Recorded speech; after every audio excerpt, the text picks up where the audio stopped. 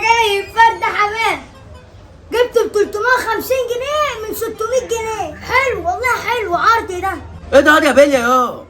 على فكره الفرد ده بيقولوا ان هو عنده امراض يلا. لا يا حبيبي ولا عنده امراض ولا حاجه، ده فرد يعني حاجه مستورده، ده يا ابني ازرق قطيفه. طب بقول لك ايه، ما تيجي نجربه ونشوف بيطير ولا لا؟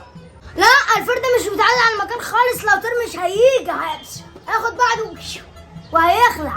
هاته اشوفه واشتري منك ب 1000 جنيه يا عم. بجد؟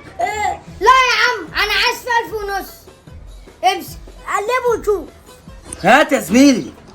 بص بقى انا هديك حقه يا عم، بس لما اقبض الجمعيه يا بيليا.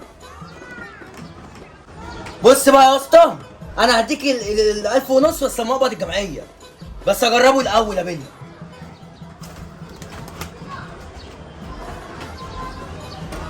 الفرد طار.